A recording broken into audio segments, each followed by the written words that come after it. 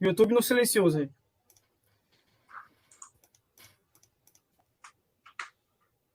Quando o meu entrar. Bom dia a todos e a todas.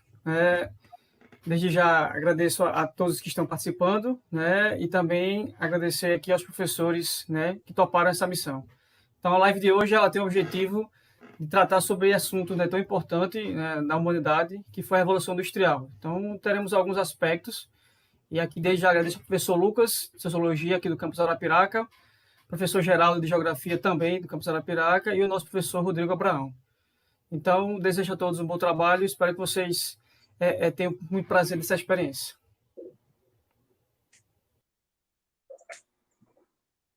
Beleza. Valeu, Augusto. Obrigado pela oportunidade. O Lucas, professor de Sociologia, Geraldo, Geografia. Então, a gente vai fazer a nossa live hoje sobre Revolução Industrial. Quero agradecer também ao pessoal que está aqui, né, no canal do YouTube, no canal do IFAL, e especialmente aqui a nossa professora Renata, o professor Zé Carlos, a tia da Renata, que já é a segunda live que está acompanhando com a gente, e a todos vocês alunos e aqueles que estão colocando aqui, né, no canal do YouTube. Muito bem, pessoal. Hoje a gente vai procurar debater aqui, na forma de um bate-papo, né, descontraído, sobre a Revolução Industrial, né, os impactos sociais, né, os impactos econômicos e, sobretudo, humanos, né? Hoje a gente vai procurar dar ênfase aos impactos humanos que a Revolução Industrial, né, causou. E a gente não vai se prender apenas ao século XVIII ou século XIX, mas a Revolução Industrial como numa forma contínua, né? Isso dá um debate também àqueles que concordam que a Revolução Industrial estaria já na quarta etapa, né? Passou por 3, outros que acham que é uma coisa só, e até aqueles também que discordam do termo Revolução Industrial, né? Para muitos a palavra é muito forte. Enfim, isso divide, né? Historiadores, estudiosos, enfim. Então aqui eu vou chamar para dar as boas-vindas. Vou falar primeiro aqui com o professor Lucas, de Sociologia. Né? E aí, Lucas? E aí, pessoal, tudo bom? Bom revê-los. Revê-los não, né? Acho que, na verdade, vocês me vendo, bom ter contato aí com vocês também.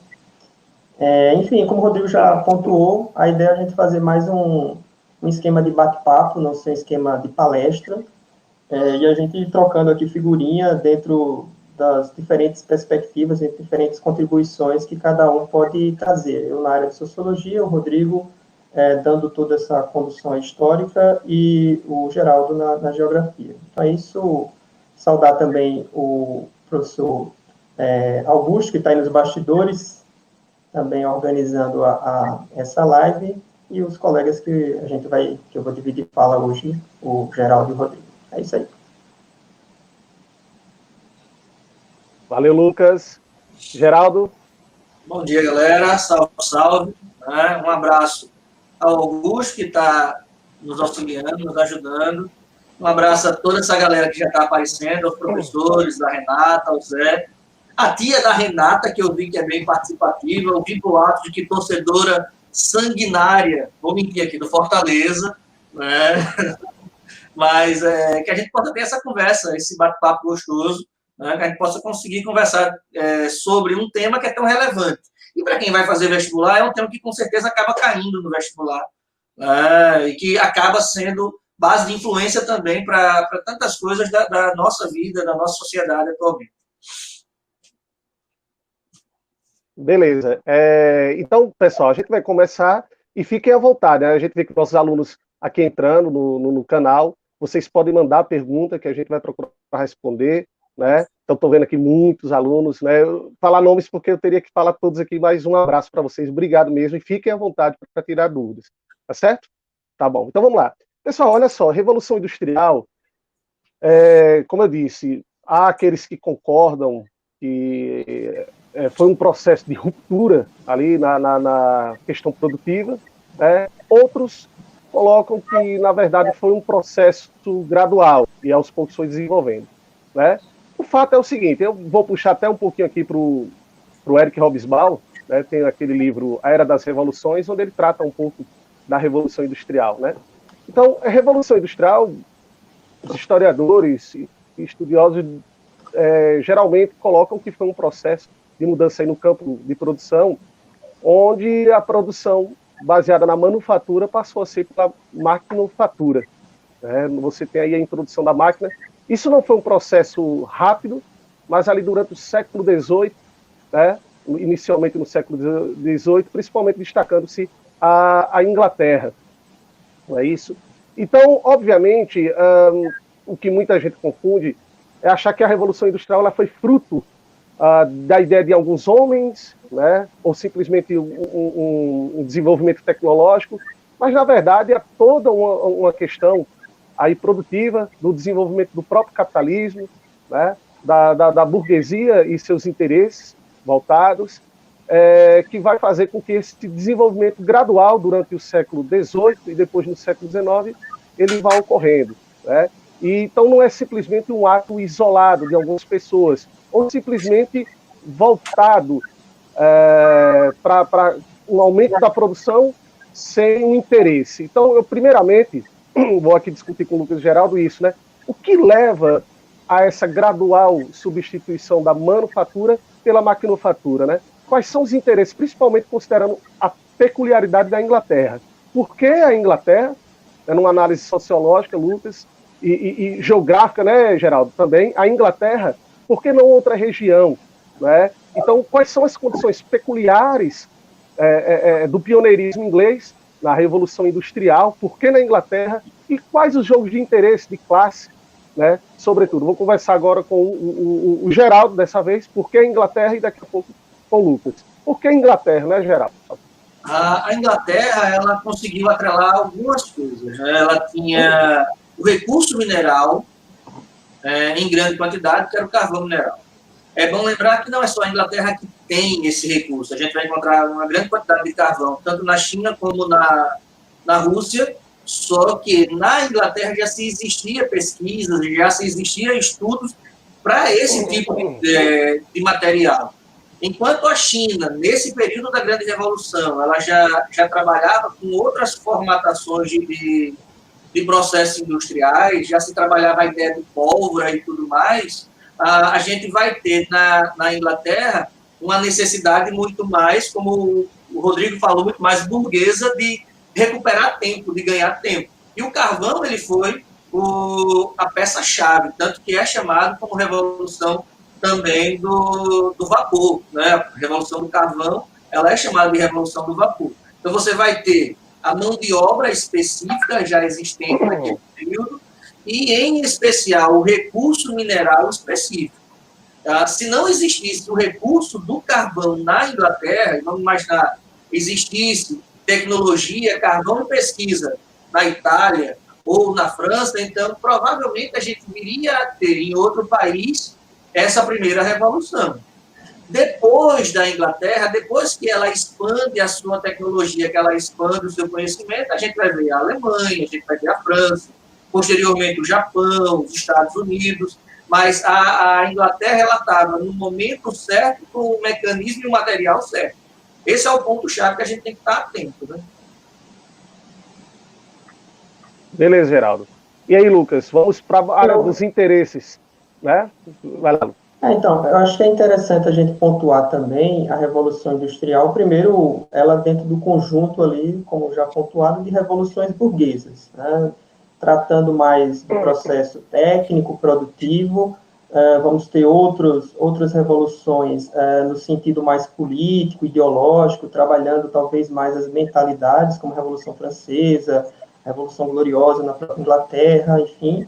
Mas também a Revolução Industrial, ao modificar toda a dinâmica da estrutura produtiva, do modelo de produção, ao colocar novos elementos, nós vamos ter impactos que também vão reverberar, digamos, nas mentalidades dos sujeitos, das pessoas, vão também ter consequências políticas. Aí eu acho que é interessante a gente pensar também, então, esse contexto da Revolução Industrial, dentro tanto da ampliação do comércio, como também das próprias guerras coloniais. É indispensável, como é que a Inglaterra também vai, digamos, conseguir recursos suficientes para que possa ter digamos, um investimento tecnológico, um investimento produtivo. Isso também faz parte do processo, ali primeiro numa formação mais mercantil, enfim, mas que as colônias, as guerras coloniais, elas possuem, digamos, peça-chave, né? Normalmente a gente associa como se o processo de formação do capitalismo ele fosse algo indissociável de lógicas chamadas pré-capitalistas, mas, na verdade, eles vão combinando, né? Ainda que despojando muitas relações e estruturas produtivas anteriores, ele vai se valendo também desses elementos, tal como o processo de colonização. Acho que você quer que eu já coloque alguns elementos a respeito também desse ponto da maquinofatura, da manufatura? Então, eu queria complementar aí o que vocês, né, colocaram. Rapidinho aqui, eu agradecer mais, tem mais professores entrando aqui, o Douglas, abraço para o Douglas, o Arnóbio, abraço para o Arnóbio também, a galera está chegando. Né? Então, o que ocorre? Só para complementar essa informação do Geraldo e do Lucas, realmente, além do fator, né, do carvão que o Geraldo colocou, que vai ser uma fonte de energia utilizada, né, tem a questão do ferro, também a disponibilidade do ferro, e, sobretudo, nós vamos ter, isso que o Lucas colocou, o acúmulo de capital. Né? É bom lembrar que a Inglaterra, no século XVIII, já despontava ali como um império, principalmente comercial, no ramo da navegação e através da exploração de várias colônias. Essa questão pré-capitalista, ou como muitos colocam, acumulativa, né, de capital, faz com que os ingleses tenham uma estrutura comercial, né, de necessidade de abastecer suas colônias com a maior quantidade de produtos. Essa é a questão chave, a necessidade. Isso se junta a outros fatores, como também a própria revolução, o Lucas citou aqui a Gloriosa, para quem não lembra, aquela revolução que consolida a monarquia parlamentar na Inglaterra, né, fazendo com que o poder do rei seja limitado para a anuência, né, para a autorização do parlamento. Então, quando você junta aí disponibilidade de matéria-prima, carvão, ferro, uma burguesia fortalecida politicamente, através de uma monarquia parlamentar, um acúmulo de capital resultado da colonização, né, do comércio com várias colônias, e aí incrementa outros fatores, como os cercamentos, né, que a gente pode discutir aqui, a lei dos cercamentos, né, fazendo com que o Estado se apropriasse de terras do interior. Né? Também o próprio desenvolvimento tecnológico, sim, aí você vai ter ali, né, mentes pensantes voltadas para o desenvolvimento da física, o desenvolvimento da matemática, né, de outras ciências. Então, tudo isso associado, e principalmente da religião, tem um fator-chave. Também. Sim, lembrando aí a questão de Weber, né, a ética protestante, né, que pode, principalmente do ponto de vista dos calvinistas, né, que eram os puritanos, a ideia do lucro. Então, todos esses fatores combinados aí levam, né, e, particularmente, eu creio que o interesse de produzir em maior velocidade, maior quantidade e menor custo, para mim, esse é o ponto essencial. Porque a máquina, a partir do momento que ela vai fazer ali o trabalho de 20, 30, 40 homens, a economia é brutal. Né? Esse é um ponto-chave. A máquina ela vai ter um operário ali, inicialmente, né? E o custo para o patrão ele é muito menor.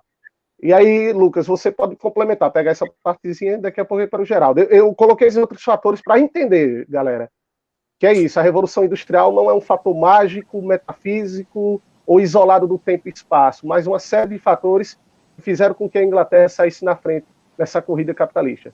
E aí, Lucas? Inclusive, essa política de cercamento, ela precisava ser realizada, precisava, do ponto de vista, claro, do capital, né? Para você liberar força de trabalho. Você precisava literalmente impedir com que as pessoas pudessem ter acesso a meios de subsistência numa produção mais camponesa, por exemplo, e se deslocassem para ocupar as fábricas que vão né, pipocando naquele contexto. Mas é interessante a gente pensar, antes do sistema fabril propriamente, fazer algumas comparações para entender esse processo com o que se tinha em termos de produção artesanal.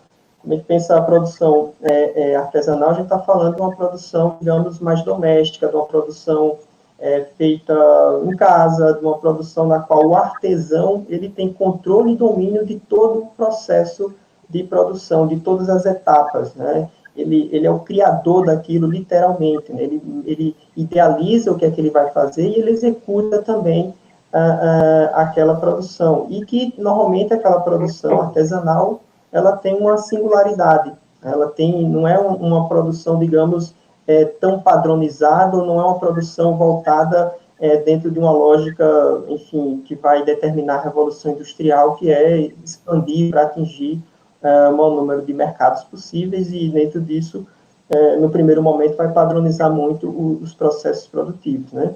Então, o processo que vai levar para o sistema fabril, aí passando depois, primeiro para uma manufatura, depois para uma maquinofatura, com a inserção propriamente da máquina, até a gente chegar a sistemas fabrios, né, mais complexos, enfim, com especialização de funções, é um processo que vai retirando,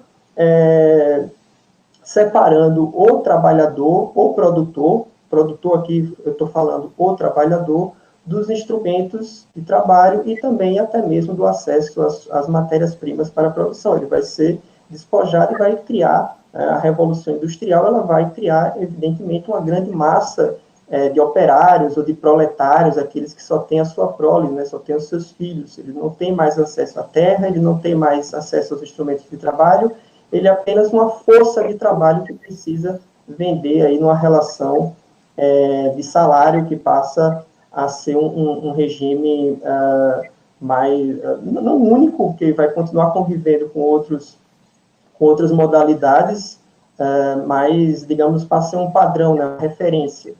Então, esse processo de formação da classe operária, de formação da classe trabalhadora, de você poder ter força de trabalho em abundância, porque ter força de trabalho em abundância naquele contexto, naquele momento, e ainda hoje, sempre significou também permitir reduções de salário, no sentido de você ter condições de trabalho muitas vezes precárias e ser facilmente substituível, né? Mas nesse processo, além dessa separação do trabalhador, dos seus instrumentos, enfim, dos meios de subsistência, é interessante a gente pensar também que há um processo de separação da casa, né, da esfera, digamos, privada e do trabalho. Você tem um local de trabalho e você tem um local de moradia. Coisa que, se a gente for depois puxar, acho que não agora, mas depois mais na frente a gente pode discutir um pouco, né? Se a gente for pensar hoje como se organiza a boa parte da dinâmica, somente nesse contexto de pandemia ficou mais evidenciado, nós temos um retorno do trabalhador para dentro de casa, né? Então, naquele momento, meio que você tinha uma divisão um pouco mais clara do que era o local de trabalho e do que não era o local de trabalho. Hoje, meio que o local de trabalho é em todo instante, inclusive quando a gente carrega o celular para qualquer espaço, enfim. Então, acho que é interessante a gente destacar nesse momento que foi necessário criar uma grande massa de trabalhadores, uma grande força de trabalho, para que pudesse incorporar ali nas fábricas. Que naquele momento, naquele contexto, quando a gente falava de fábricas, a gente falava de um grande número de trabalhadores a serem empregados. Hoje em dia, a lógica das fábricas já é uma lógica mais enxuta, né? Se utiliza menos trabalhadores, e isso vai também dentro da própria processualidade da Revolução Industrial, né, pensada ao longo aí do período, ao longo da história, na qual as máquinas e as inovações tecnológicas, elas também vão implicando em substituição de força de trabalho, né, em redução do número de trabalhadores a serem utilizados. E aí é bom a gente lembrar que toda essa construção, ela é de caso pensado, né? Ela pode não ter sido organizada de forma didática, mas ela foi orquestrada, a retirada da terra, para que o homem saia da terra e vá trabalhar nas cidades. E a partir dela é que a gente vai ter o surgimento de maneira organizada, mas não estruturada, do conceito de urbanização e de cidades. Você vai tirar o cara lá das regiões rurais, você vai habitar ele no espaço urbano para ficar mais próximo da fábrica, Só que esse aglomerado de pessoas vai fazer surgir uma grande quantidade de guetos, uma grande quantidade de cortiços, né? E essa aglomeração de pessoas vai trazer também uma série de problemas. Questões ligadas ao saneamento básico, questões ligadas ao conflito de moradias, dentro de uma demanda e de um contexto que é industrial. O processo urbano e o processo de cidadão ou de cidade, que tem esse conceito de cidadania, em teoria, alguém que tem um conhecimento mais elevado, ele surge de maneira mais efetiva a partir do processo industrial. As cidades, elas não surgiram a partir daí, elas já aconteciam na história há muito tempo atrás, mas elas se solidificam a partir desse momento, né? E aí a gente vai ter, nas primeiras grandes áreas urbanas, em especial nas regiões de primeiro mundo, essa aglomeração. Aqui no Brasil, por exemplo, a gente só vem se tornar um país urbano a partir de 1970. Né? A nossa agricultura ela era dominante em sua maior parte da história. Só a partir da década de 1970 que a gente tem essa mudança. Mas tudo está atrelado, está amarradinho, organizadinho pelo processo burguês, primeiro, de retirada do poder da coroa, de dominação do proletariado e depois de levar esse proletariado a trabalhar para eles numa necessidade básica. E Geraldo, só um ponto, se me permitem, Rodrigo.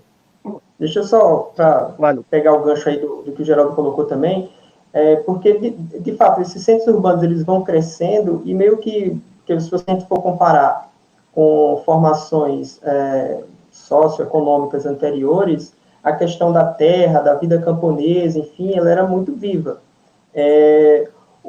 Com a Revolução Industrial, você vai ter o deslocamento de todo, digamos, centro gravitacional político, social, cultural, econômico, antes muito centrado ali na dinâmica da vida rural camponesa, e passa a ser determinado cada vez mais pelos centros urbanos. Não quer dizer que o mundo rural ele se encerra, ele acabou, muito pelo contrário.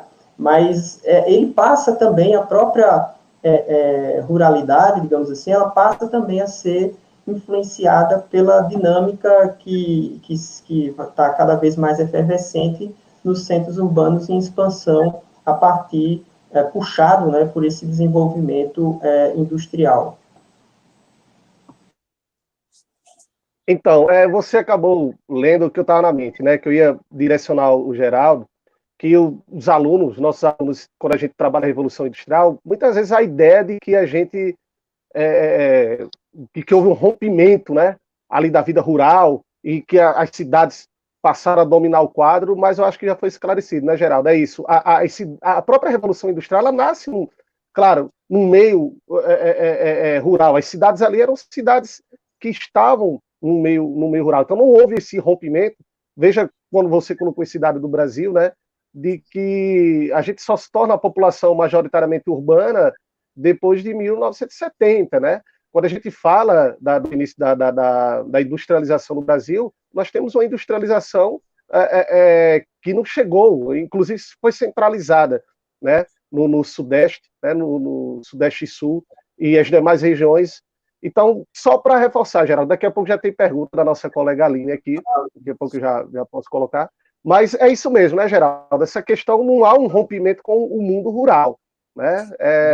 Se tratando, inclusive, também meios de transporte e meios de comunicação, né?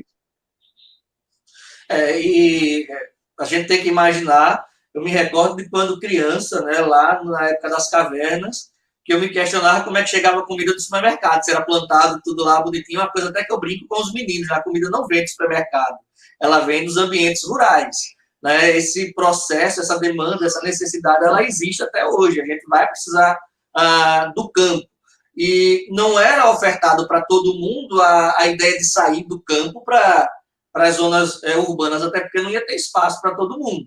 Aconteceu muita coisa, muito trabalho de volta do cara que estava na cidade para o campo, porque ele foi escorraçado, ele não conseguiu adaptar-se. É bom a gente recordar que ele acostumou-se a viver do campo, a trabalhar no campo, e ali ele tem a expertise dele. Aí, do nada, ele sai de lá, porque foi retirada essa oportunidade. E vai morar na cidade, ele vai morar na rua. Ele vai tentar se adaptar, ele vai tentar viver num espaço que não é o dele, e ele vai quebrar a cara muitas vezes. né? Essa ideia de mudança de paradigma para a população do campo, para a população rural, tem um autor da geografia, o Paul Claval, que ele vai falar muito isso. É uma mudança que pode gerar uma série de transtornos ou uma série de adaptações, e essas adaptações é que vem conversando com a sociedade ao longo da história. O Claval ele vai dizer que a revolução ela foi preponderante para a gente chegar onde chegou, mas ela é responsável também por uma série de problemas sociais no que diz respeito às doenças sociais do meio. Uma parcela da população deveria continuar no campo, porque ela nasceu para isso, faz parte da característica sociocultural dela. Mas a gente, enquanto sociedade, meio que empurra o cara para morar na área urbana, porque aí, pegando um outro autor, que é o Ives Lacoste, ele vai dizer, eu preciso conhecer o meio, conhecer o espaço e dominar esse espaço com as pessoas que estão dentro dele. Porque dominando esse espaço, dominando as pessoas, eu vou conseguir impor a minha razão, impor a minha vontade. Né? Que é lá na ideia do livro A Geografia Nasceu Primeiro para Fazer a Guerra. Então, a gente tem que estar muito atento a essas relações. Ele vai pegar os conceitos da história, os conceitos da filosofia, para entender e explicar essa ocupação territorial, essa ocupação espacial, no período da Primeira Revolução e, posteriormente, em todos os processos revolucionários que a gente vai ter de crescimento econômico, de crescimento do capital. Até porque o termo capitalismo ele é um termo relativamente recente, né, Lucas? Ele não é um termo que a gente conhece desde sempre. E aí, esse processo de dominar o povo, eu acho que é muito parecido com o que a gente tem hoje no nosso país. Você prende numa razão, prende numa direção, seja ela cultural, seja ela política, e você determina uma massa que a gente acabou conhecendo como massa de manobra. Né? Ou como gato, sei lá, cada um dá o nome que quer. Coxinha, mortadela. Então eu... pegando o gancho aqui, a gente vai entrar agora no gancho da Aline, para essa questão de revolução industrial, capitalismo, mundo do trabalho, né? Principalmente relações trabalhistas, exploração do mundo do trabalho. Para os nossos alunos que estão acompanhando aí, então eu acho que vocês já entenderam um pouco o porquê do pioneirismo inglês. Não era o fato dos ingleses serem mais inteligentes ou mais avançados, mas condições reais, concretas e materiais, né, ao longo de séculos que fizeram com que a Inglaterra saísse na frente. Porém, algumas décadas e ali no início do século XIX, outros países vão também acelerando seus processos produtivos. É o caso da França, é o caso da Bélgica, é a Alemanha, a Itália e depois os Estados Unidos e o Japão. Essa parte geográfica eu entro já na discussão também para falar com o Geraldo, inclusive depois o Brasil, com a sua industrialização tardia. Mas antes disso, quando a gente fala em Revolução Industrial, a gente sempre gosta de falar de filmes, a gente gosta de indicar livros também, não é? Então, no caso de filme, geralmente a galera indica os tempos modernos do Chaplin, né? Eu acho os tempos modernos um pouco mais para uma fase do Fordismo, né? Uma fase mais né? Dos Estados Unidos. Aí eu queria indicar um filme aqui, muito bom, para quem está em casa, é o filme O Germinal. Né? Esse filme, O Germinal, é da direção do Claude Berry, né? O filme é de 93, e esse filme trata ali dos primeiros anos da Revolução Industrial na França e suas consequências para os trabalhadores, inclusive as discussões que farão surgir entre liberalismo, socialismo e anarquismo. Mas é um filmaço. Então, esse filme Germinal é uma indicação aí para os nossos alunos. Falando em mundo do trabalho, exploração, a nossa colega Aline mandou aqui a pergunta, né?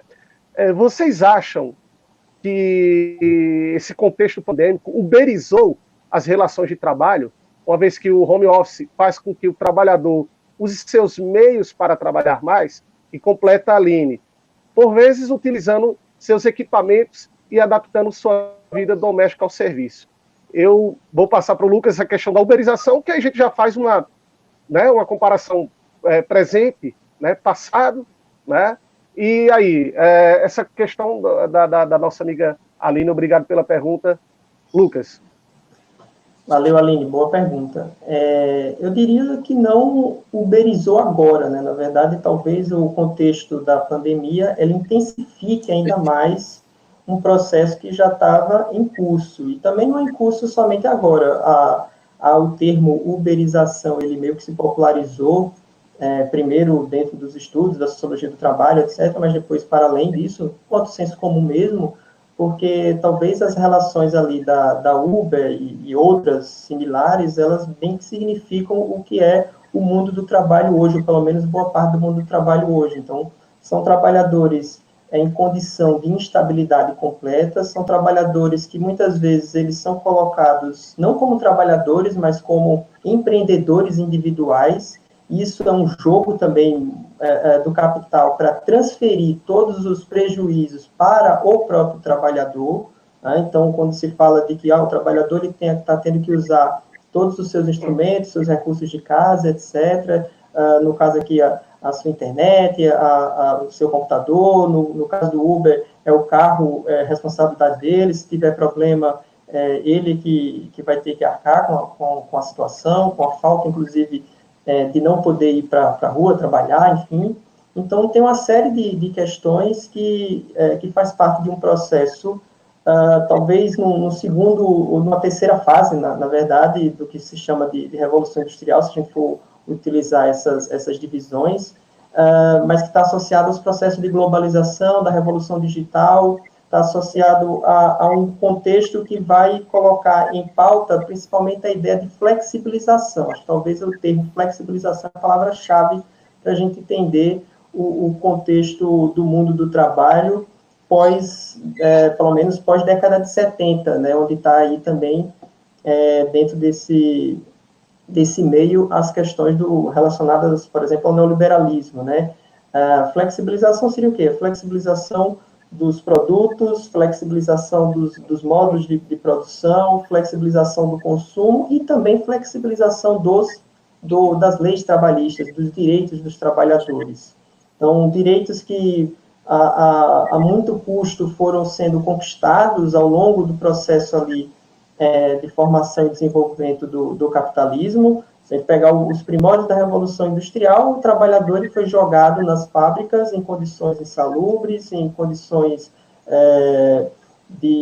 precaríssimas, jornadas elevadíssimas de trabalho, 12, 14, 16, até 18 horas, sem nenhum tipo de garantia ou proteção social, sem nenhum tipo de amparo. Se ficasse doente, não tinha amparo legal para isso. E meio que a gente, de certa... Oi. Não, e é bom a gente imaginar, se tem aluno, quando a gente fala que o cara ficava 16 horas, o aluno não acredita. É impossível, mas para ele é impossível porque os caras lá atrás lutaram para conseguir ter só 8, 10 horas de trabalho ao longo do dia. Porque se não tivesse tido essa luta lá atrás, para que ele tivesse um horário pré-determinado de serviço, a gente já ia vivendo essa realidade de 14, 16, 18 horas. Aí ele ia dizer, realmente acontece, realmente isso ocorre. Né? E a galera muitas vezes não faz essa associação. E esquecem que as lutas sociais, elas são responsáveis pelo que a gente tem hoje. E pedem para perder os direitos que a gente conquistou. Eu digo, a gente, enquanto sociedade, enquanto mundialidade, a gente conquistou a duras penas. Né? A gente quer voltar, daqui a pouco, ao tempo das cavernas, achando que é a melhor forma de sobrevivência. Sim. Eu queria só complementar também, porque é o seguinte, deixa eu só complementar esse ponto, porque tem essa questão do que era ali a condição, o mundo do trabalho, sem nenhum tipo de amparo social, de direitos trabalhistas, etc., no início ali do processo de formação do capitalismo, da Revolução Industrial e tal, como nós temos pontuado, jornadas extensivas de trabalho, né, longas, e hoje muitos setores, muitos trabalhadores, sobretudo esses que estão em relações mais de informalidade, que podemos caracterizar como esse processo aí de uberização, eles também vivem ou vivenciam um retorno, eu diria, às condições de trabalho do século XIX, né?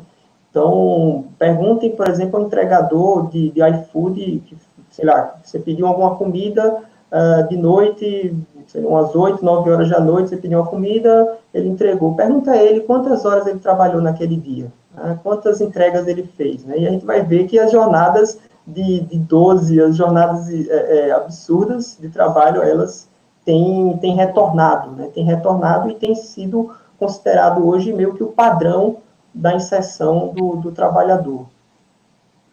Eu queria pegar o gancho aqui agradecer outro colega da gente, o professor Wagner, né? Inclusive mandou contribuição, um abraço para o Wagner, né? Saudades, né? E está aqui uma contribuição do Wagner, quando ele diz, né? Antes, né, o trabalhador não conseguia se reconhecer no que produzia, hoje muito menos. Vivemos em tempo de medo. O medo tem sido determinante para... Aí aqui a pergunta, né? O medo tem sido determinante para justificar o desmando nas relações trabalhistas? E aí, pegando o comentário aqui do Wagner, né, e trazendo para a discussão, a gente vai discutir os movimentos grevistas, né, como o Lucas colocou, o Geraldo, a relação de exploração, 16 horas, né, fábricas insalubres, e aí os trabalhadores partiram para a luta, inclusive utilizando a greve, né, como um meio para alcançar melhorias, fim do trabalho infantil, diminuição da jornada, férias, enfim.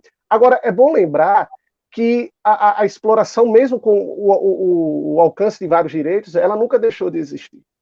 A gente pode ir para a discussão daquilo que seria mais-valia, né, relativa, mais-valia absoluta, né?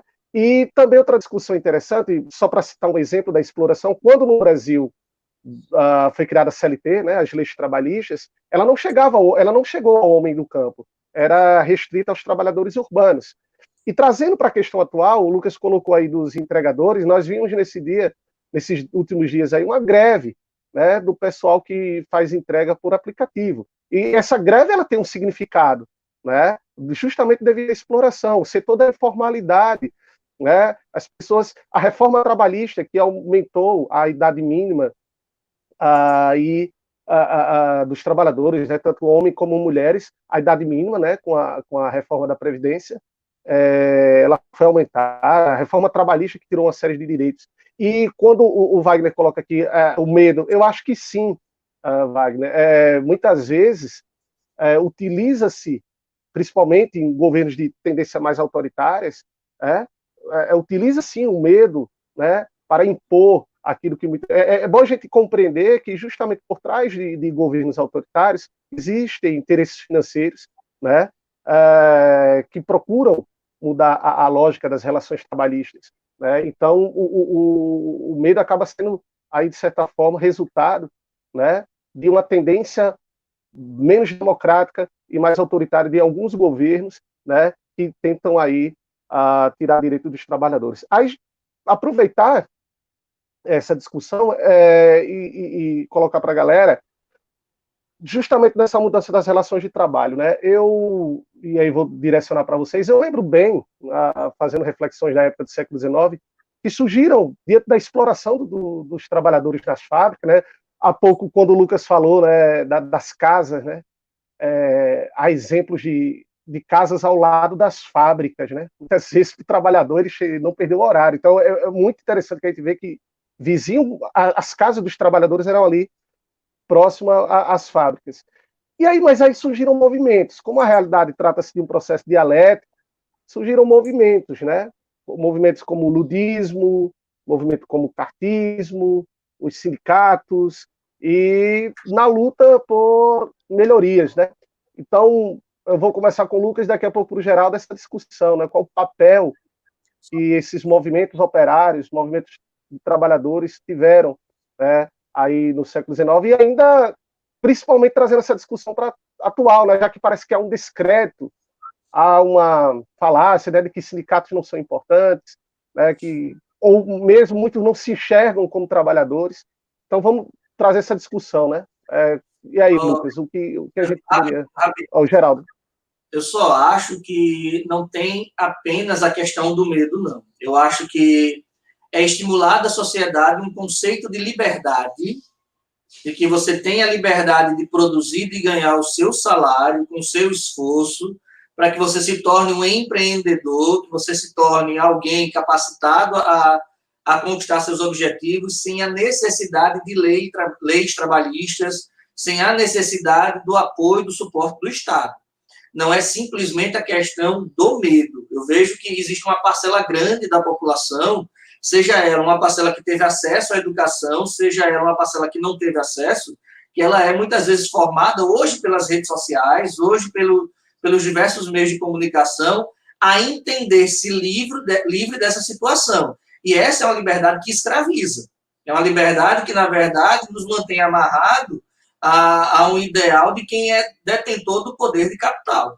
Quando você afirma para o outro que o outro ele tem a liberdade de escolha, sem literalmente dar essa liberdade e essa capacidade de equidade, de você competir de igual para igual, né? Simplesmente colocando na cabeça dele que o cara que anda de Uber com bicicleta, ele vai conseguir a moto dele, ele vai conseguir o carro dele, ele vai conseguir a empresa dele.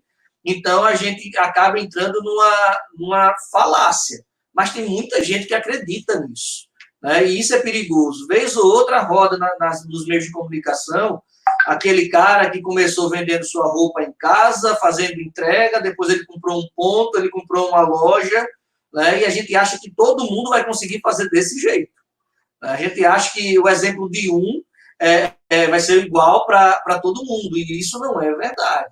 Existe o medo ele é gigante, até porque é vinculado isso de maneira muito intensa, mas existe um conceito falso de você conquistar com sua força isso daí. E com relação à uberização que a Aline falava, é bom recordar que muitas atividades elas aconteciam já via TV, né, ou depois a ideia de personal, antes desse processo de uberização que está sendo reconhecido agora por conta dessa ideia pandêmica.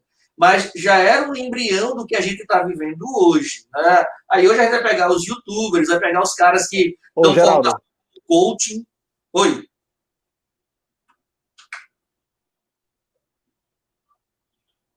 Geraldo, oi, estão ouvindo? Oi. Tá falhando? Não, eu estava ouvindo, tranquilo.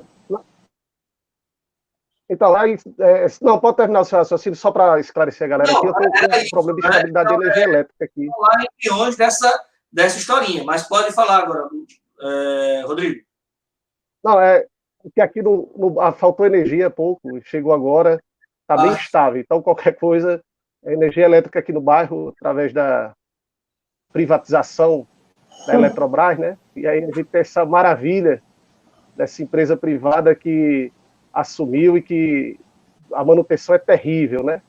Então, estou colocando aqui, há pouco eu tive uma queda de energia, mas já está tudo normal, né? Qualquer coisa está bem estável aqui, Elano. Mas aí, Lucas, coloca aí justamente sobre essas relações trabalhistas, a importância da luta. Eu acho que hoje as pessoas parece que está meio engessado, né? Mas a importância é maior do que nunca, né?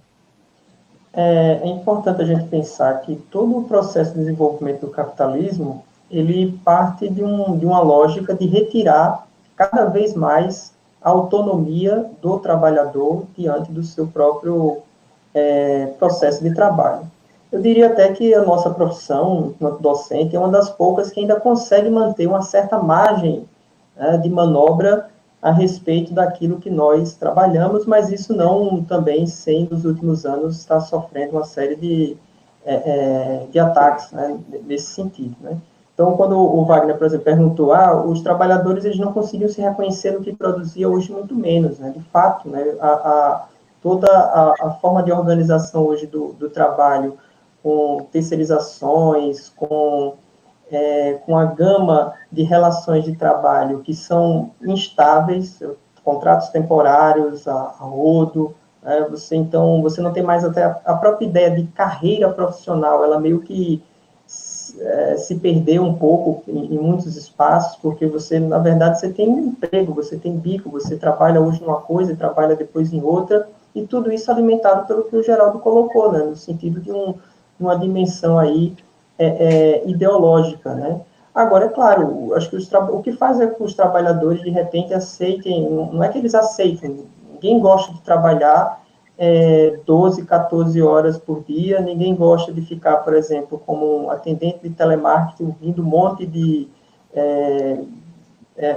pressão por parte da gerência para você cumprir metas, ao mesmo tempo por parte também dos clientes, porque aquele serviço acaba não funcionando, não sendo bom, isso aí ninguém pode dizer que a pessoa se realiza efetivamente numa condição de trabalho como essa, né? Então, acho que a própria, pegando principalmente o Brasil, onde historicamente a desigualdade, a concentração de renda, a própria desvalorização da força de trabalho sempre foi atenuantes muito fortes. Aí, em relação ao que o Rodrigo estava colocando, vejam, até se foi citado o ludismo, eu acho que o ludismo é um ponto interessante, porque qual é a primeira reação dos trabalhadores frente à incorporação do maquinário no processo produtivo? É de identificar nas máquinas a causa da sua exploração. Minha condição de trabalho é ruim, eu estou sendo explorado pela máquina, e não exatamente pensando uma relação ali entre trabalhador e patrão, entre trabalhador e classe burguesa, capitalista, industrial, que ali se constituía, né? Então, o processo de consciência, de tomada, digamos, de consciência dos trabalhadores, de reconhecer eles enquanto um conjunto ali de pessoas que comungam, que compartilham de condições similares, condições parecidas, e que a sua união, a sua associação pode fazer com que ele tenha, se não uma vida plenamente digna, mas que ele possa atenuar, porque, no fim das contas, uma boa parte dos direitos sociais conquistados, dos direitos trabalhistas como colocados, não significa o fim da exploração do trabalho, não significou o fim da exploração do trabalho, mas certamente significou melhoria da condição de vida material, enfim, dos trabalhadores. Eu puxo, por exemplo, a questão da luta pela jornada de 8 horas de trabalho, que inclusive desencadeou aí o processo que vai culminar no que é hoje a data do 1º de maio, Dia do Trabalhador e da Trabalhadora, onde se falava não só de 8 horas de regulamentação ali das 8 horas de trabalho, mas você falava de 8 horas de trabalho, 8 horas de descanso e 8 horas de lazer, porque essas dimensões também do lazer, do cuidado, do descanso, eles não podem estar dissociadas do trabalho, né? E hoje parece que esse contexto de pandemia, quando muitas pessoas têm que trabalhar agora em casa, tem que, ao mesmo tempo que trabalhar em casa, tem que cuidar de um monte de coisas relacionadas à gestão do ambiente doméstico, parece que tem mostrado que o nosso modelo de sociedade, o nosso modelo de organização do trabalho reinante hoje, ele é incompatível com a ideia de você efetivamente criar um bem-estar, criar uma relação de cuidado no sentido da sua família, do seu sentido mais pessoal, enfim. Então, são pontos em que, aqui no Brasil, por exemplo, os direitos, né, o que se fala de direitos trabalhistas e direitos sociais, esse debate ele veio muito depois do que já vinha avançando em termos na Europa, né? Então, pegar a CLT, a Consolidação das Leis Trabalhistas aqui no Brasil, na década de 40, a instituição do salário mínimo na década de 30, mas só também estabelecido nos anos 40, a própria reconhecimento e regulamentação das 8 horas diárias, inicialmente no comércio e no setor mais industrial, ficando aí como mais desvalorizado o trabalho camponês. Os trabalhadores do campo, eles ficaram de fora nesse primeiro momento, só posteriormente que ele vai ter também suas regulamentações de trabalho. Enfim, o processo de regulamentação do trabalho nunca foi um processo de doação por parte do capital, de doação por parte do Estado, mas, sem dúvida, um acúmulo de lutas, de movimentos sociais e movimentos trabalhistas, alimentados também por perspectivas ideológicas, né, que pautaram uma outra forma de sociabilidade humana, né, seja o socialismo, o comunismo, o anarquismo, entre outras vertentes que assumem o ponto de vista e a perspectiva dos trabalhadores. Beleza, Lucas. Eu queria mandar um abraço aqui para o Sandro, né, nosso amigo Sandro, que fez a live com a gente. Obrigado aqui, a contribuição do Sandro. Para mim, uberização é um trabalho baseado no princípio do Uber, sem vínculo empregatício, ou seja, trabalhar para uma grande empresa, sem nenhum vínculo empregatício e sem nenhuma segurança. Justamente, é isso que a gente está colocando. Só que a uberização vai para além do Uber, né? Ela chega em outro ponto. Só para a gente encerrar essa discussão aqui do mundo dos trabalhadores, eu vou dar apenas um exemplo. Já que eu estava falando de energia elétrica, né, e a Eletrobras foi privatizada aqui em Alagoas, uma das primeiras atitudes da empresa que comprou a Eletrobras foi a demissão de trabalhadores, né? A demissão de trabalhadores. E colocado aqueles que são terceirizados, né, estão sob uma intensa exploração. Lembro que eu, quando tive um problema elétrico, eu conversei com um dos trabalhadores, né, e ele falou da exaustão do trabalho noturno, né, de qual estava passando. Esse é só um exemplo, né? Além do serviço caro, que passa a aumentar a conta de energia elétrica, ainda terceiriza o trabalho. E outra, para você ver que carteira, muitos eram concursados CLT e acabaram ali sendo dispensados, né? Muitos trabalhadores tinham suas garantias ali com a carteira de trabalho, né, CLT, mas foram dispensados da empresa, tá certo? Bem, agora, voltando para a questão de Revolução Industrial em si, a gente viu aqui da Inglaterra, sua expansão pela Europa, né? Depois nos Estados Unidos e no Japão, e de forma tardia, se a gente for considerar esse tempo e espaço, o Brasil. E aí a gente parte um pouco por esse debate, né? Essa industrialização brasileira, Geraldo, como é que a gente pode discutir? Eu começo desse ponto, como será essa industrialização do ponto de vista, Geraldo, no Brasil, né? Se podemos considerar assim, daqui a pouco eu falo do ponto de vista histórico, e também da própria relação trabalhista, né? Como é que a gente pode entender, Geraldo, do ponto de vista geográfico, essa questão da Revolução Industrial no Brasil, né? Que ocorreu de forma tardia? É bom a gente recordar, assim, quando a gente pensa em Revolução Industrial e vai olhar os vizinhos do Reino Unido, tem que lembrar o que é que cada um deles potencializou, ofertou, e o que é que se destacam hoje no âmbito industrial. A gente pega a Alemanha, ela tem uma indústria petroquímica muito grande, ela vai ter uma siderurgia, uma metalurgia gigantes, uma indústria farmacêutica que é muito grande. Se eu vou para a França, aí vem a metalurgia, vem a química, vem a mecânica tanto automotiva como aeronáutica que se destacam, e a Itália também, com a ideia de indústria automotiva, ela vem com a indústria têxtil também, a indústria energética. Quando eu venho para o Brasil, eu tenho que imaginar que a Europa ela já está meio que saturada, ela já está cansada dessa produção, só que o consumo ele continua muito grande.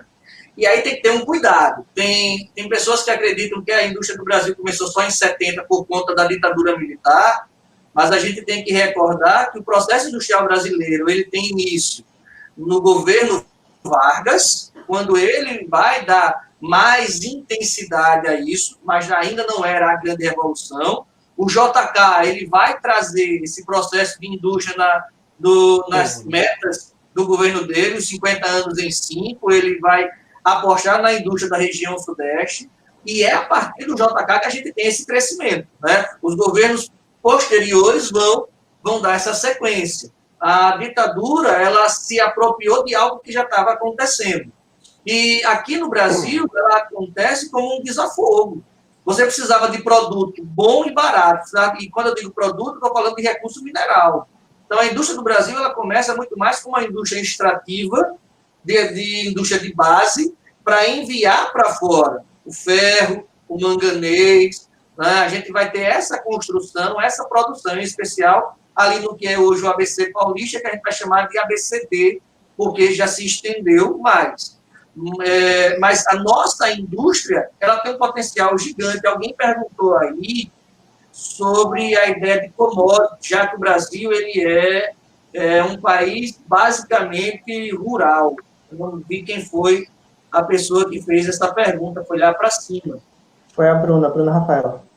Né? Só que o Brasil ele não tem a base da sua estrutura de trabalho no campo, ele tem a base econômica, que é no agronegócio. Os commodities são realmente ligados à ideia do agronegócio, mas a base da população está no setor terciário e no setor secundário.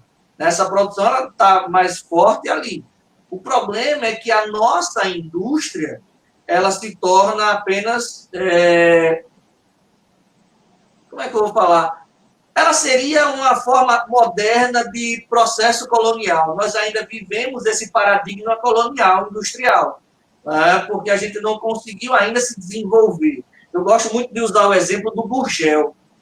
Nós tínhamos um cara que sabia construir carros, o cara que tinha uma ideia bacana, foi o primeiro cara que construiu um carro elétrico, que poderia ter gerado essa tecnologia para o nosso país, mas o governo de então preferiu apostar na indústria estrangeira e quebraram com o Gurgel. Nós não temos investimento naquilo que é nosso. Nós não fortalecemos aquilo que é nosso, muitas vezes. E aí a gente acaba se tornando refém daquilo que vem de fora. E só para dar dar uma continuada, para a gente encerrar, esse período agora de pandemia, muito se fala sobre tudo vir da China. Só que já vinha da China. E o Milton Santos ele fala muito disso quando ele vai falar do processo de globalização. Cuidado para não centralizar num único espaço todos os produtos, porque em um processo de conflito, em uma situação de desastre natural, se acontecer naquele local, o mundo entra em colapso. Né? Como a gente não dinamiza, como a gente não consegue espalhar essa ideia no nosso país, que é um país continental, e a gente prefere simplesmente ser a área de transferência, a gente recebe a base e transfere, a nossa indústria não se torna uma indústria de ponta. A gente sempre vai ficar refém, à mercê das demandas estrangeiras. Então, galera em casa, fiquem à vontade para fazer perguntas, viu? Passo já para você, Lucas, deixa eu complementar só essa parte do Geraldo. Quando alguém, né, duvidar, por que industrialização tardia no Brasil? Aspectos históricos são determinantes nesse ponto. Lembrando que nós fomos colônia por quase 300 anos. Apesar do Brasil ter sido um Estado nacional no século XIX, a partir de 1822, por exemplo, primeiramente, inclusive, do que Alemanha e Itália, né, o Brasil enquanto Estado-nação, mas os aspectos coloniais pesaram muito. E o quanto as nações que iam se industrializando, né, tinham ali a característica do trabalho livre, é bom lembrar que o trabalho escravo, né, que foi utilizado até o finalzinho lá do século XIX. Então, quando você junta esses fatores da colonização, a mão de obra escravocrata, entre outros, você tem uma industrialização tardia. Houve tentativas no século XIX de ali uma gênese de industrialização. Muito se refere até a Era Mauá, o Ibn Evangelista e outros setores. Porém, o aspecto de uma industrialização será ali durante a Primeira Guerra Mundial, né, que a gente tem a famosa ideia de substituição de importações, destacando-se a indústria têxtil. Né? E a partir dali você tem algumas fábricas, né? Você vai ter ali fábrica têxtil, né, utilizando mão de obra, né? Inclusive a primeira greve geral ali organizada em 1917, né? Mas também em outras regiões, aqui em Alagoas mesmo, ali nas primeiras décadas do século XX, você tem Fernão Velho, você tem a cidade de Pedra, que hoje é Delmiro Gouveia, com indústrias têxteis também. Né? Agora, a industrialização pesada, né, ela vem sim a partir da década de 30, década de 40, com a criação da metalúrgica, com a criação de siderúrgica, porque somente com essa indústria de base você pode ter uma indústria de bens de consumo. Porém, é interessante que saibam, e aí eu indico a leitura do Rui Mauro Marini, né, da teoria da dependência, e do próprio Celso Furtado, que essa industrialização ela não consegue ser uma industrialização autônoma, é uma industrialização ainda muito dependente, né? Por exemplo, e muitas vezes não consegue concorrer com a industrialização dos países centrais, né? Uma industrialização periférica, que não atinge, por exemplo, através de seus bens de consumo do que é produzido, a parte da população brasileira. Apenas uma pequena parte vai ter acesso aos bens de consumo, né? Carros, eletrodomésticos e outros. Então, trata-se de uma industrialização tardia e muitas vezes dependente, com tecnologia muitas vezes, com relação aos países centrais, uma tecnologia um pouco mais atrasada. Né? Isso também implica uma maior exploração dos trabalhadores. E aí eu vou passar para você, Lucas, porque eu tinha sempre uma pergunta. Às vezes eu chegava num determinado lugar, aqui no Brasil, eu lembro muitas vezes em Recife, e às vezes eu via os caras holandeses, pessoas de outros países, chegando e gastando, os caras gastam com força, né? Rapaz, esses caras são trabalhadores e chegam aqui gastando com força mesmo. Qual é a diferença, né? Eu vim entender quando eu li Rui Mauro Marini, né?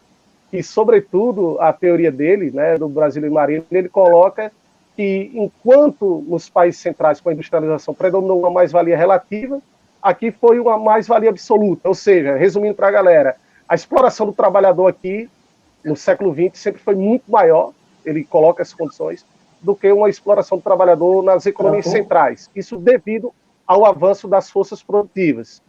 Então, Lucas, trazendo essa revolução industrial para o Brasil tardia, como é que a gente sempre viu também voltado para a questão do mundo do trabalho, do trabalhador aqui no Brasil, as primeiras greves, né, e a própria condição dos trabalhadores aqui no Brasil.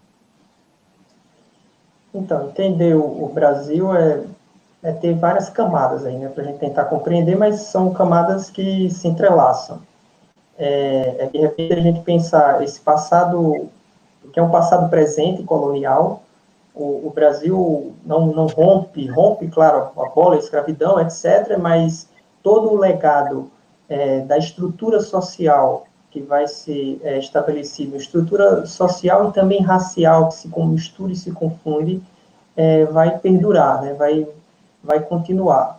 E aí, talvez a década de 30, normalmente o grande, ou seria, talvez, ou supostamente seria, o grande ponto de virada, uma vez que você tem aí toda uma reconfiguração, uma transformação econômica, política e social no Brasil, com um projeto de industrialização, com um projeto de voltar a favorecer mais os interesses industriais.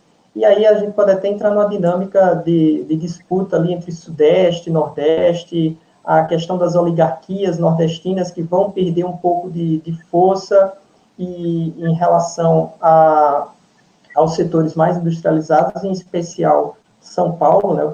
Tem que pensar que o projeto de Vargas era um projeto muito vinculado ali ao industrial paulista, né? E aí, naquele contexto, vão ser referendados alguns direitos trabalhistas, que eu até tinha mencionado anteriormente, a consolidação das leis trabalhistas na década de 40, o salário mínimo, que havia sido instituído antes, mas só efetivamente entrou em vigor também nos anos 40, ainda na década de 30, acho que 32, por ali, o estabelecimento da jornada de 8 horas de trabalho, só que ainda era um processo, digamos, todo atrelado ao favorecimento dos setores mais urbanos, né, seja industriais ou comerciantes, né. E isso também, esse favorecimento a esses setores mais comerciantes, industriais, implicou, então, em algumas garantias também por parte desses trabalhadores. Mas esse processo ele também não pode ser entendido sem as décadas anteriores, né, as greves operárias que se constituíram. A própria primeira greve operária no Brasil foi de 1917, né, uma greve de caráter nacional, não chegou nacional tão amplo assim, é evidente, porque o próprio processo de industrialização do Brasil ainda era bastante incipiente, mas uma greve que pautava ali a regulamentação da jornada de trabalho, o direito à associação sindical, né, e a década de 30 vai, de certa maneira, referendar alguns direitos, mas, ao mesmo tempo, vai estabelecer o que alguns autores chamam de cidadania tutelada, né? Vai atrelar, por exemplo, os sindicatos ao próprio Estado, né? Vai transformar os sindicatos não em um órgão autônomo de organização da classe trabalhadora, mas um órgão de colaboração do Ministério do Trabalho, que também estava sendo criado naquele contexto, né, de 30, né?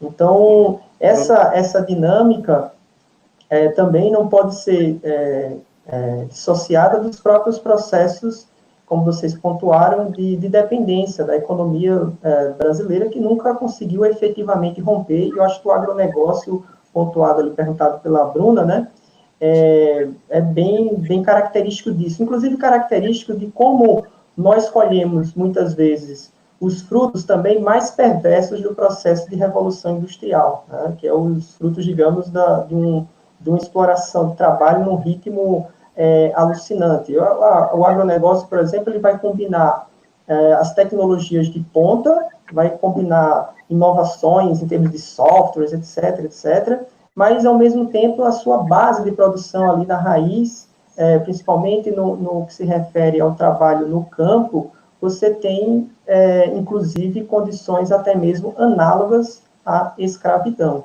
tá? Mas que, diga-se também de passagem, essa ideia de que o trabalho no campo ele é um trabalho, muitas vezes, vinculado a condições mais precárias ou de mais exploração, ele se expande também em outros setores mesmo da economia brasileira. A construção civil também já foi diversas vezes flagrada como também utilizando desse tipo de expediente que é chamado de escravidão contemporânea, né? Quando você estabelece uma relação aí daquilo próximo daquilo que o Rodrigo pontuou, que seria a mais-valia absoluta, né? De você retirar o trabalhador a partir de uma extensão da sua jornada de trabalho de forma ininterrupta. E aí, claro, a associação também à escravidão em relação também a outros fatores, aquele trabalhador ele ficar endividado dentro do próprio empreiteiro, ficar sem liberdade, sem acesso à comunicação, a familiares, enfim.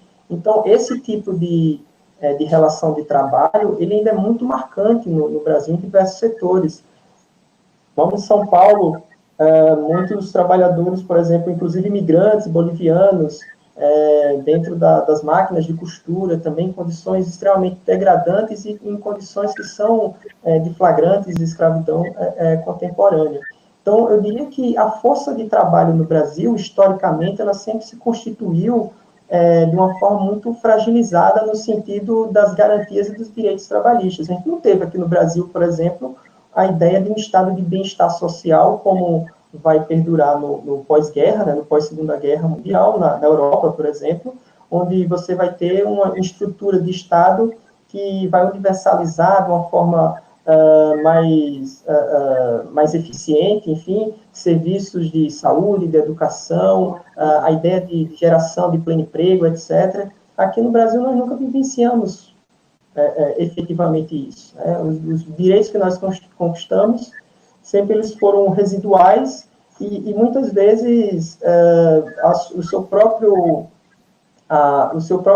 vigor, né, ele entrar efetivamente em vigor, ele não ser apenas uma letra morta, foi também outra luta. Né? Você luta para ter reconhecido os direitos ali na forma de constitucionalmente, digamos assim, e também é uma outra luta para fazer com que aquilo possa ser devidamente usufruído pelo conjunto de trabalhadores. E aí hoje, mais ainda, a gente vive em um processo flagrante de retirada de direitos e desvalorização da força de trabalho no Brasil. E é interessante porque a gente vai pegar um contexto que é a divisão de classes sociais. Essa divisão de classes que acontece no campo, que acontece também na cidade, e essa divisão de classes sociais, ela se estende até pela construção da divisão alimentar. A gente tem tipos de alimentos que são dedicados exclusivamente para exportação, né, industrializados para exportação, e alimentos que são vinculados aqui para o nosso país. A gente tem uma base forte da agricultura familiar que deveria ter um cuidado, uma atenção maior do governo federal, uma atenção maior dos governos estaduais e municipais, mas que é relegada, é meio deixada de lado. Só que é justamente essa agricultura familiar que nos dá a base de alimentação. Então, no tocante geral, a gente vai estar se alimentando de produtos de tipo A, tipo C, D e E, e os produtos A e B são destinados para a exportação. Até na construção alimentar da nossa sociedade, a gente acaba tendo uma quebra. Né? A gente não consegue se alimentar bem, e quando a gente busca essa alimentação de melhor qualidade proteica, qualidade calórica e tudo, a gente vai ter que pagar infinitamente mais caro. Vai ter que buscar infinitamente mais caro para se manter. Fala, Rodrigo. Então, pegando essa voz do Lucas, quando ele falou de estado do bem-estar social, né, que foi característico aí, né, no pós-guerra, Estados Unidos, na própria Inglaterra, né, depois seria desmanchado a partir da década de 70 e 80. Mas, sobretudo, no Brasil, criou-se talvez um mito dessa época de ouro. Né? O Celso Furtado chama até de o mito do desenvolvimento, onde você vai ter ali uma pequena classe média usufruindo desses recursos, né? Repito, de eletrodomésticos, né? Automóvel, enfim, mas que estava distante, muito distante, da maior parte da população brasileira, que era majoritariamente rural. E aí, aproveitando essa deixa, era isso que eu iria colocar para o Geraldo, né? Essa própria questão da regionalização. Porque, vamos lá, você vende ali na década de 50 como meio de propaganda um Brasil que vai crescendo, né? A propaganda, a televisão começa a surgir, né, como um meio de consumo, e vende-se uma propaganda de que o Brasil está se desenvolvendo nos anos da Bossa Nova, né? Enfim, porém, eu lembrei de Morte e Vida Severina, né, onde você tem uma migração do Nordeste para o Sudeste. Lembro bem o caso da construção de Brasília, né, quando você tem os candangos, né, aqueles apelidados de candangos nordestinos que fogem da seca. E isso nos leva a refletir, Geraldo, um pouco a respeito dessa industrialização que é centralizada, né? Eu lembro que agora há pouco, aqui no Nordeste, que nós temos que ter, por exemplo, fábricas de automóveis, acho que na Bahia e aqui no nosso estado, vizinho, o estado de Pernambuco, né? Mas, sobretudo isso, como essa diferenciação regional da industrialização no Brasil, ela teve graves consequências sociais, e nós que somos do Nordeste, a gente sabe disso, né? Então, eu queria que você só desse esse comentário aqui. Só rapidinho, aqui a Aline coloca a contribuição, falta pensar em indústria brasileira, né? Temos potencialidade, mas não aproveitamos, né? Isso de fonte de energia, isso dá outro debate realmente, né? Coloca aqui, enfim. Mas essa questão, geral, da regionalização da industrialização e suas diferenças, né? São bem impactantes no Brasil. É como eu estava falando, né, Rodrigo? O nosso país é um país continental. Ele tem uma variação cultural que é gigantesca. Para que a gente possa pensar na indústria, a gente vai ter que primeiro conhecer quais são as realidades sociais, quais são as realidades culturais que cada uma das regiões apresenta. O Brasil, por ter sido colônia e por não ter se desprendido na sua história latino-americana dessa ideia colonialista, né, ele acabou se tornando refém de demandas que vêm da Europa, demandas que vêm depois dos Estados Unidos, e ele não projetou e nem pensou a sua sociedade enquanto espaço. Então, ele basicamente olha o território, ele analisa o território, nosso território é potencialmente rico em recursos minerais, potencialmente rico em recursos humanos de trabalho, mão de obra de trabalho, e ele vai dividir na história aquilo que é o Nordeste para a extração da cana, para a extração dos recursos, porque está muito próximo do litoral. Depois ele descobre a linha férrea ali para as regiões de São Paulo e Rio de Janeiro, e é a partir da construção da linha férrea, só na região Sudeste, que a gente vai ter essa ideia de processo mais urbano, processo mais industrial. Então, eu vou ter a região Norte e a região Nordeste como áreas que ficaram meio que esquecidas, elas foram meio que deixadas de lado como uma população mais atrasada.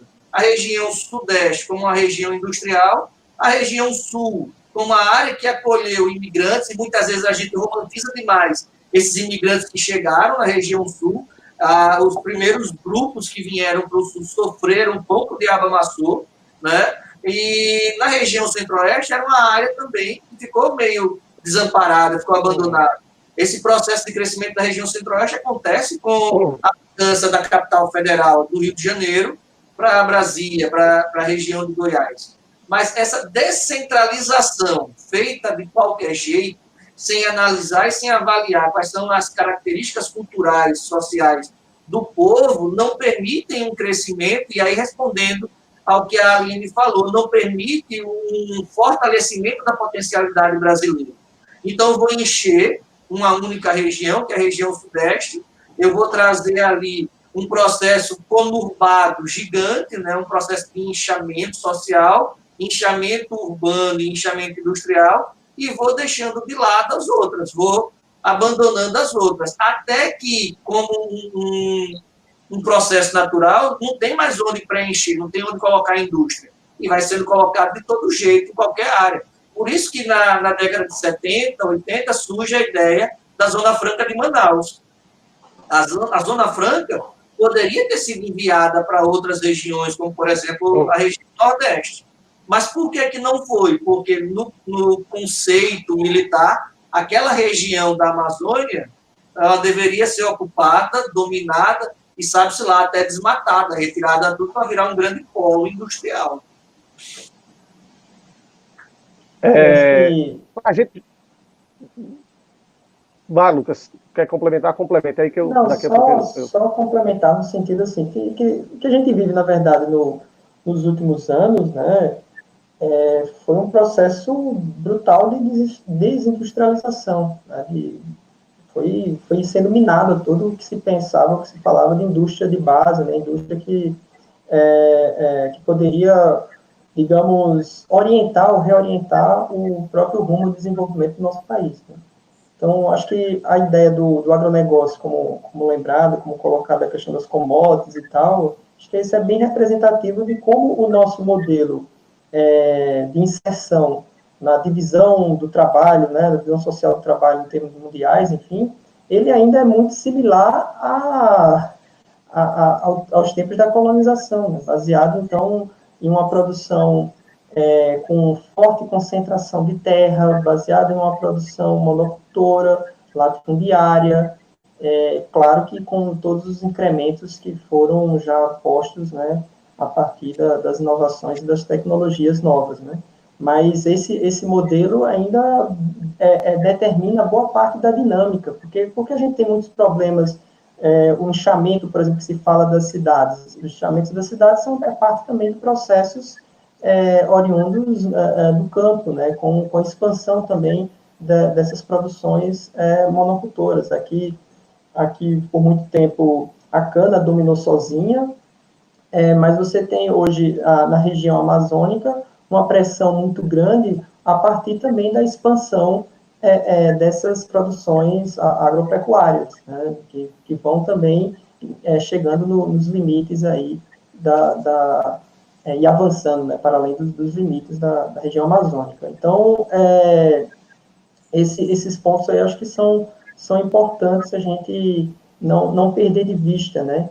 E em termos também de mundo do trabalho, é importante a gente pensar que a configuração da classe trabalhadora aqui no Brasil, pensando aqueles trabalhadores que estão, sobretudo, em condições mais de informalidade, que foram relegados mais a setores de serviços, porque isso também foi uma tendência do próprio capitalismo mundial, o crescimento do setor, por exemplo, de serviços, o crescimento de trabalhos, digamos, não industriais, enfim, mas isso tem impacto ainda mais forte em realidades como a nossa. E se a gente for ver, a gente citou a questão dos entregadores, os entregadores, eles têm o quê? Quem é essa classe trabalhadora? Né? Não é uma classe trabalhadora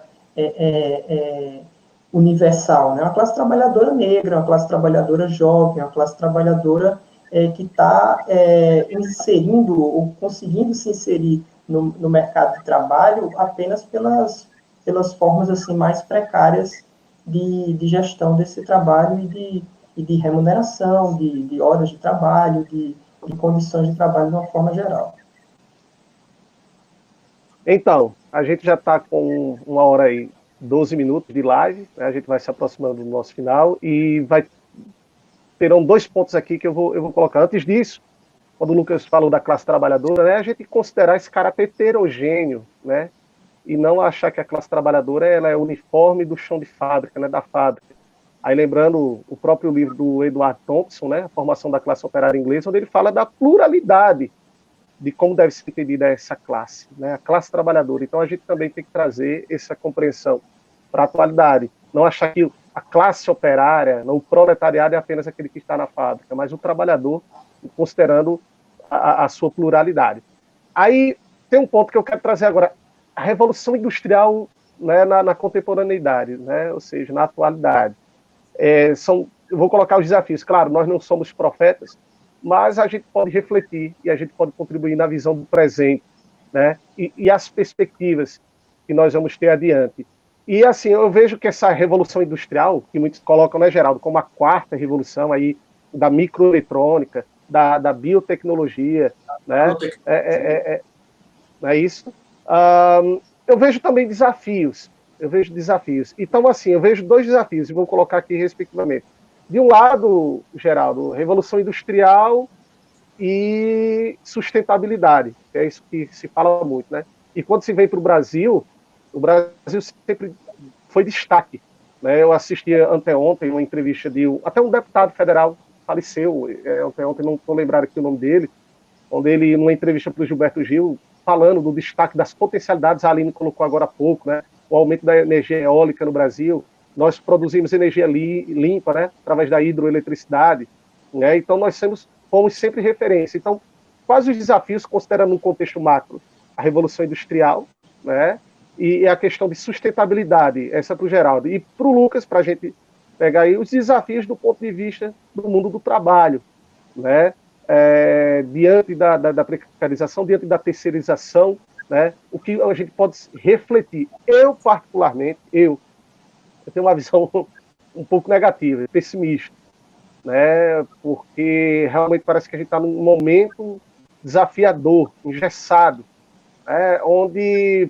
políticas nefastas, tanto com relação ao meio ambiente, quanto também ao mundo do trabalho, são tomadas e muitas vezes encaradas numa certa letargia. Então, gostaria de ouvir aqui o comentário de vocês para compartilhar com a galera esses desafios. Começar com o Geraldo, daqui a pouco. Ambientalmente falando, é bom a gente dividir em duas partes, né? 3, vamos colocar aí 3. A Europa e Ásia, no que diz respeito a Japão e a Coreia do Sul, que tem uma preocupação ambiental hoje grande, eles têm um tratado de reflorestamento, de limpeza dos ambientes hídricos, de limpeza do ambiente da atmosfera grande, eles fazem um trabalho muito grande nesse sentido. Se a gente pega a Noruega, a Escócia, a Holanda, a Alemanha, a Finlândia, a própria França, eles têm um processo de reflorestamento dos ambientes que é gigante. E os acordos firmados por esses países com outros países fora do eixo da Europa fazem ressoar essa preocupação. Mas isso é uma coisa para europeu ver. Outra coisa é o que a gente tem nos países subdesenvolvidos. Quando a gente vai pegar, por exemplo, o protocolo de Kyoto, lá de 97, a ideia da contribuição do carbono, o cuidado com a emissão de CO2, o cuidado com a poluição dos oceanos e dos rios, existem diferenças muito específicas dos países desenvolvidos e o que eles esperam dos países em desenvolvimento ou subdesenvolvidos. A gente não vê, por exemplo, uma preocupação europeia no que diz respeito à nossa caatinga. A gente não vê uma preocupação, uma zoada muito grande europeia no que diz respeito à retirada da floresta de araucária, que praticamente sumiu, aos pampas. Existe uma preocupação muito grande para a Amazônia, e deve-se ter uma preocupação, mas por parte da gente, por parte do nosso Estado, por parte da nossa população, e não uma preocupação externa. Essa preocupação externa, muitas vezes, ela acontece porque existe uma riqueza ali nos recursos que é gigantesca, que ultrapassa os trilhões de dólares.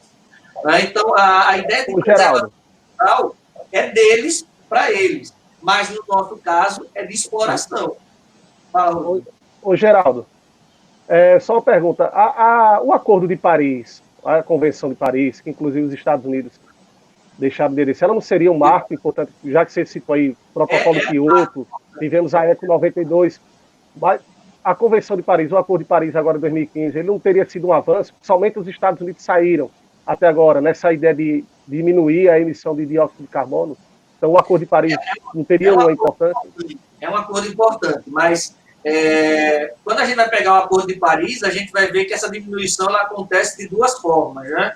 Tem que ter a redução de indústrias jogando CO2 e carros, automóveis e tudo mais, mas tem a parte das queimadas também. Se a gente pegar o Brasil, por exemplo, tem a ideia da indústria, tem a ideia da queimada, o Brasil não polui muito, não. O Brasil polui pouco. Agora, quando o João coloca queimada, o Brasil está sempre entre os 8 ali. Quarto, terceiro, já foi quarto, quinto, sexto, porque se queima muito. A preocupação da queimada ou do desmatamento, ela é importante, o acordo ele é necessário, mas não diz respeito às leis públicas nossas aqui. O Acordo de Paris, ele contempla ações que deveriam fazer a ideia de reflorestamento até esse ano, no caso do Brasil. O Brasil assinou o acordo dizendo que até 2020, final de 2020, nós iríamos responder por um reflorestamento acima de 15%, 25% em algumas áreas. Mas o país em si ele não está fazendo isso. E aí é um problema nosso, é uma dor de cabeça nossa. O que me incomoda no acordo é porque ele se prende a um elemento, muitas vezes, quando olha o Brasil, que é a floresta amazônica. Mas, por exemplo, quando a gente vai olhar recursos hídricos, a maior parte dos recursos hídricos que alimentam a região sudeste não vem da Amazônia, vem do centro-oeste. Então, esse acordo ele deveria estar prendendo, deveria estar fixado também com a questão do Cerrado.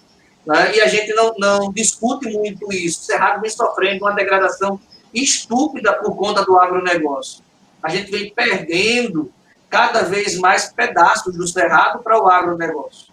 E fica muito no silêncio, porque a Amazônia ela tem segredos ambientais, porque a gente não consegue explorar, a gente não consegue avaliar enquanto nação. E existem órgãos que acabam trabalhando e poderiam ajudar muito mais.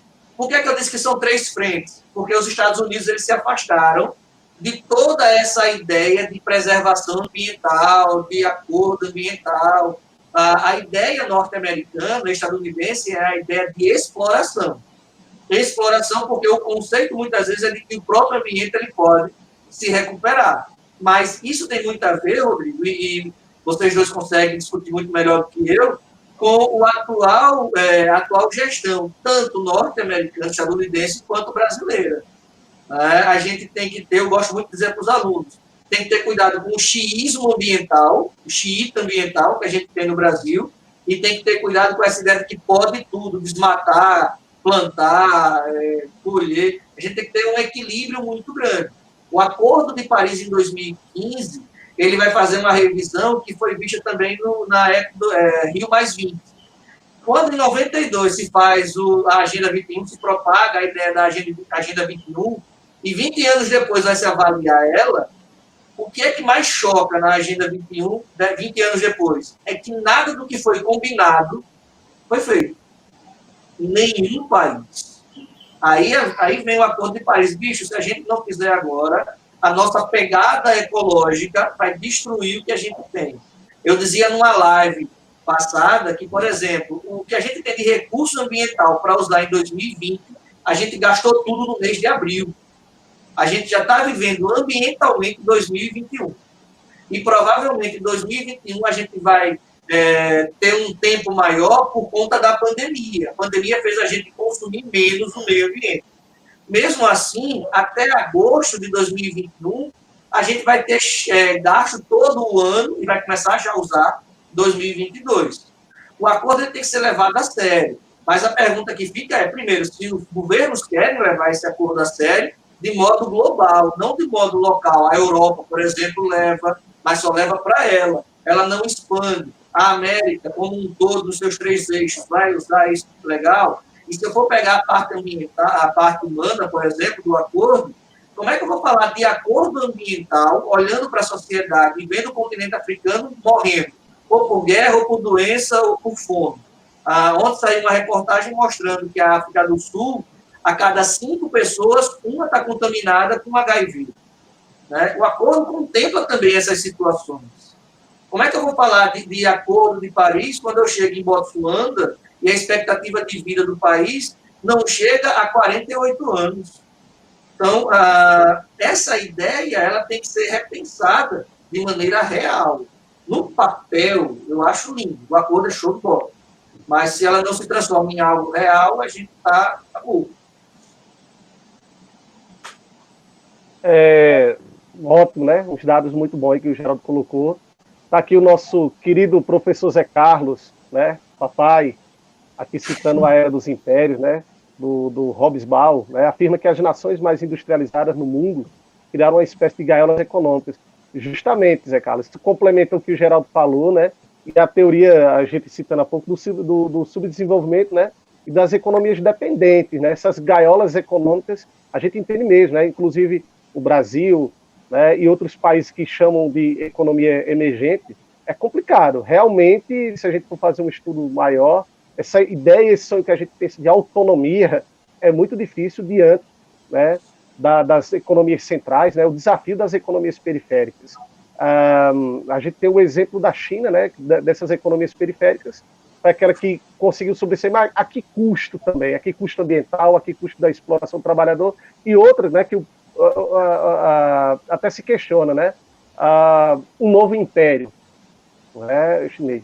Enfim, então, bela contribuição aí do professor Zé Carlos, né, citando o Eric Hobsbawm, né, a gente coloca aqui, né, o Hobsbawm, aqui é a Era das Revoluções, onde ele fala da Revolução Industrial, e Thompson, a formação da classe operária inglesa. E aí, Lucas, os desafios Então, para nós trabalhadores, né? eu acho que um dos pontos, eu vou, antes de entrar na questão dos trabalhadores, acho que é interessante a gente pensar enquanto tendência geral, que a Revolução Industrial colocou como pauta a ideia de um progresso ilimitado e de um progresso infinito.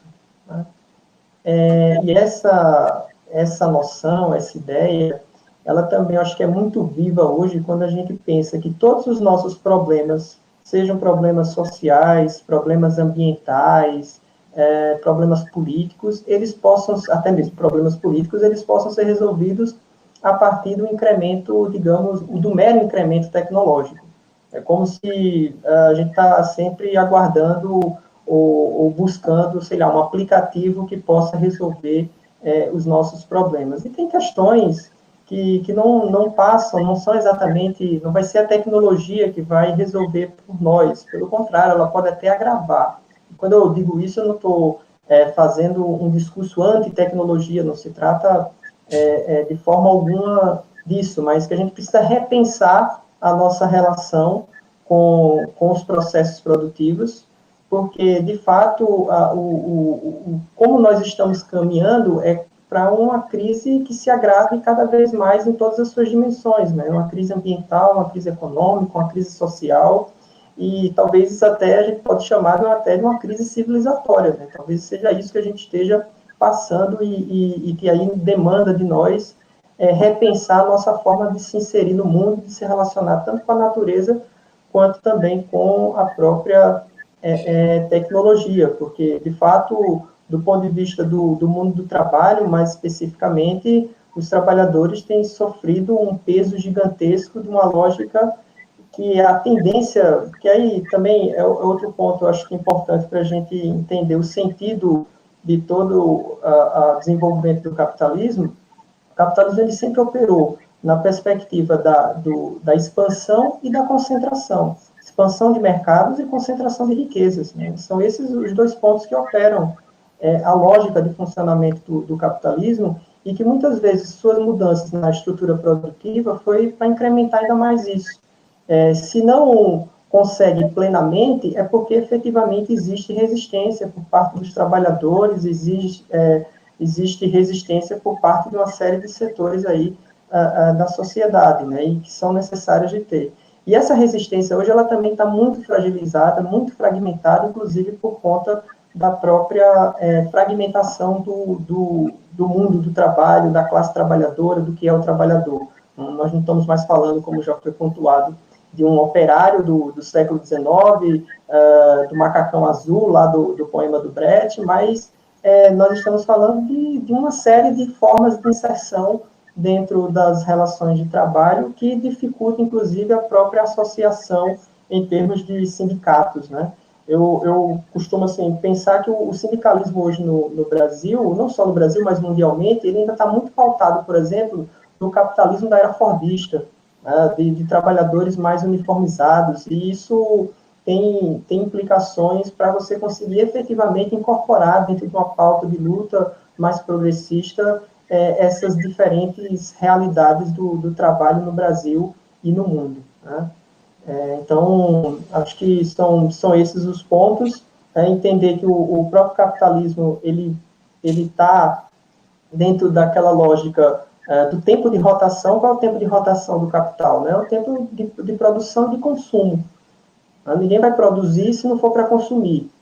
Mas só que o que acontece ao longo dos anos é você tentar diminuir cada vez mais esse tempo de rotação do capital, fazer com que o tempo de produção e o tempo de consumo seja o mais rápido possível. Isso exige aumento da produtividade, e o aumento da produtividade tem impactado violentamente nas condições de trabalho, tem feito com que os trabalhadores eles sejam cada vez mais sugados, não só do ponto de vista físico, mas até mesmo psíquico, né? Até mesmo psicológico, que não é à toa que o ponto aí, a saúde mental, é uma das grandes demandas, né, dos nossos tempos. Eu acho que esse ritmo alucinado, essa velocidade alucinada que vai corroendo as pessoas e também corroendo a própria natureza, porque para alimentar essa produção em larga escala e nessa velocidade, nesse ritmo, o uso do indiscriminado e predatório dos recursos naturais, ele acaba sendo um ponto fundamental. E, enfim, isso tem nos levado a contextos como esse, de pandemia, por exemplo. Não, eu acho assim, a gente tem que mudar esse conceito de sociedade enquanto indivíduo, que é um ponto também que o processo de capital ele acaba atingindo, que vai talvez responder a pergunta da Aline, aí, como é que a gente resolve essa situação, como é que faz esses países começarem a mudar a sua ideia de participação, né? Como é que a gente consegue mudar essa postura. A gente tem que mudar primeiro de forma individual. Né? Será que eu, enquanto indivíduo, eu consumo em excesso? Né? Eu me tornei apenas um consumidor ou sou um consumista? Esse processo ele passa primeiro por essa leitura, por essa interpretação. Porque corre-se um sério risco de, independente se você é de um país desenvolvido ou se você é de um país que é explorado, emergente, subdesenvolvido, como queiram, você já está tão atrelado a esse processo de consumo, a essa necessidade de ter cada vez mais, que você esquece do todo. A gente esquece de quem vai deixar de ter porque eu estou consumindo em excesso. Quem vai deixar de consumir o mínimo para que eu possa ter uma quantidade acima do necessário. Isso vai passar muito por essa realidade. A gente sair do nosso conforto, a gente fica na nossa poltrona, observando tudo de cima da nossa montanha, né, reclamando e muitas vezes dizendo e apontando os erros, mas a gente não quer sair também do nosso espaço e dizer, poxa, isso daqui não está certo, e eu vou ter que arregaçar as mangas e começar a trabalhar para essa mudança. Eu tenho que começar a me pôr limites dentro de algumas objetificações, né? Dentro de algumas realidades que eu também tenho a possibilidade de alterar. Muito bem, galera, já 1h30, complementando aí o que o Geraldo colocou, né? É difícil, Aline, porque vários teóricos colocam, né, que os países centrais, né, as economias desenvolvidas, além do poder econômico, né, poder político, tem o poder bélico, né? Então, muitas vezes, quando as suas imposições não se realizam pela questão política e política econômica, vem o meio bélico, aí vem a utilização da força, né? Mas passa por muita coisa, né? Eu lembrei agora de Plínio de Arruda Sampaio, quando até falava em relação a nós brasileiros, né? Da questão da importância do Estado, da importância da questão política e, sobretudo, da superação da mente colonizada, né? Que é muito predominante ainda, né? Pois bem, pessoal, 1h30 aqui, a gente vai encerrando, né, o nosso debate. Gostaria de agradecer a participação de todos, alunos, professores, servidores, ao Augusto, que está na base, né, na nossa técnica, ao nosso querido IFAL como um todo, é isso. Agradecer especialmente ao Lucas, professor de Sociologia, ao Geraldo, nosso professor de Geografia, e é uma discussão que ainda dá outras lives, né, digamos assim. A Revolução Industrial é um tema muito denso, é um tema muito complexo e muito plural. Então, a gente encerra por aqui. Gostaria de passar a fala aqui para Geraldo e Lucas, para as nossas considerações finais. Eu agradeço a oportunidade e que outros momentos desses apareçam, mas que a gente possa passar por essa pandemia. Eu acho que a gente quer voltar para a nossa vida cotidiana, para as nossas atividades cotidianas, e é um momento, é uma etapa, mas é bom a gente recordar de uma coisa. Por coisas boas ou coisas ruins, essa pandemia nos colocou na história, né? Então, alguém lá no futuro vai recordar que nós vivemos esse processo, que a gente consiga construir uma realidade muito melhor nesse período pós-pandêmico, que a gente saia muito melhor desse processo histórico que a gente está vivendo atualmente, né? Um abraço. É isso também, agradecer a participação de todos, A galera no chat aí participou bastante, com comentários, com perguntas, até direcionou bastante aqui as nossas falas e contribuições. Agradecer aí o Geraldo, o Rodrigo, o Augusto, e, enfim, eu posso fazer aí também outras atividades. A própria discussão aqui sobre a Revolução Industrial, como o Rodrigo até pontuou, é um assunto bastante amplo, a gente colocou aqui alguns elementos, mas sem a pretensão evidentemente, de esgotar o assunto. Mas acredito que tenha sido proveitoso, e é isso. Valeu. Beleza, galera. Obrigado. Lembrando que mais tarde terá outra live aqui do Luiz Fal, nossa amiga Renata, o Sandro, e também que essa live vai estar disponível no canal do YouTube para a galera poder acessar e assistir, tá bom? Valeu. Um abraço. Tchau, pessoal. Tchau, galera.